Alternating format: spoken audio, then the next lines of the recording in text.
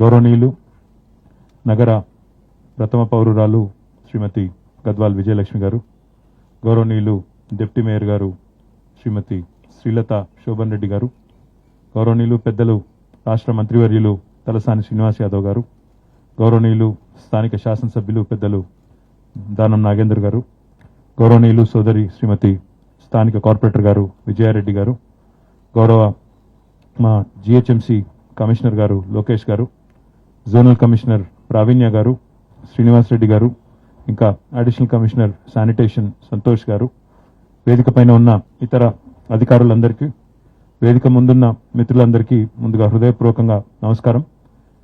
స్వచ్ఛతని, పారిశుద్ధ్యాన్ని ఒక ప్రాధాన్యతగా గౌరవ ముఖ్యమంత్రి కేసీఆర్ గారి నాయకత్వంలో స్వచ్ఛ హైదరాబాద్ కార్యక్రమాన్ని ఏదైతే మనం 2015వ సంవత్సరంలో ప్రారంభించుకున్నామో దానిలో భాగంగా మొదటి విడతగా 2500 వాహనాలు ఇప్పటికే స్వచ్ఛ ఆటోలు మనం ఏర్పాటు చేసుకున్న విషయం మనందరికీ కూడా తెలిసిందే.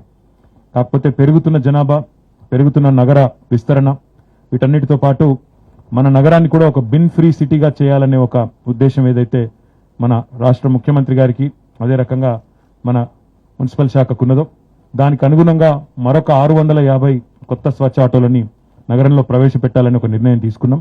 అందులో ఆ 650లో ఈరోజు మొదటి విడతగా ఒక 300 స్వచ్ఛ ఆటోల్ని, కొత్త ఆటోల్ని నగరంలో ప్రవేశపెడతా ఉన్నాం. నగర ప్రజలతో కూడా మా అందరి విజ్ఞప్తి ఏమంటే, స్వచ్ఛత అనేది కేవలం ప్రభుత్వమో ఒక జిహెచ్ఎంసీనో అనుకుంటే అయ్యేది కాదు.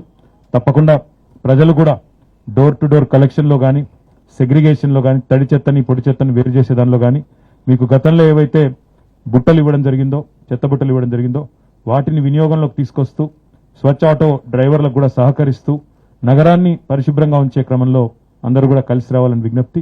ఇప్పటికే మీరు చూస్తా ఉన్నారు, నగరంలో పారిశుద్ధ్యం విషయంలో ప్రత్యేకంగా ఒక ఎజెండాతో కొత్తగా కలెక్షన్ అండ్ ట్రాన్స్ఫర్ పాయింట్స్ కూడా పెట్టుకుంటా ఉన్నాం.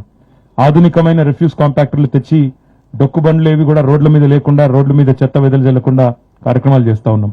దాంతోపాటు బిన్ ఫ్రీ సిటీగా హైదరాబాద్ ని చేయాలి అంటే door to door collection efficiency పెరగాల్సిన అవసరం ఉంది. వాటి కోసమే ఈ 650 ఆటోలు కూడా కొత్తగా తీసుకొస్తా ఉన్నాం.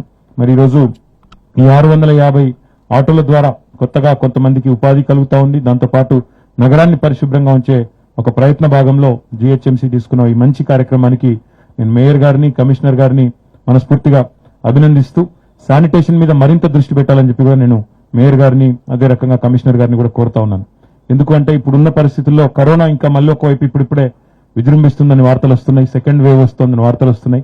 కాబట్టి శానిటేషన్ ఏ రకంగానైతే లాక్డౌన్ టైంలో చాలా ఎఫిషియెంట్ గా ఇటు జిహెచ్ఎంసీ కానీ, అటు డిఆర్ఎఫ్ టీం కానీ చాలా సమర్థవంతంగా చేసినారు, మళ్ళీ ఒకసారి అదే స్థాయిలో ప్రజలందరినీ కూడా అప్రమత్తం చేస్తూ శానిటేషన్ మీద అవసరమైతే ఒక స్పెషల్ డ్రైవ్ చేయాలని చెప్పి కూడా కమిషనర్ గారిని, మేయర్ గారిని నేను కోరుతూ మళ్ళొకసారి ఈరోజు 300 కొత్త ఆటోలు ప్రవేశపెడుతున్న సందర్భంగా నేను జిహెచ్ఎంసీ యొక్క మేయర్ గారికి, కమిషనర్ గారికి, జిహెచ్ఎంసీ డిప్యూటీ మేయర్ గారికి, జిహెచ్ఎంసీ టీం మొత్తంకి కూడా హృదయపూర్వకంగా అభినందనలు ప్రభుత్వ పరంగా తెలియజేస్తూ థ్యాంక్ యూ. జై హింద్, జై తెలంగాణ.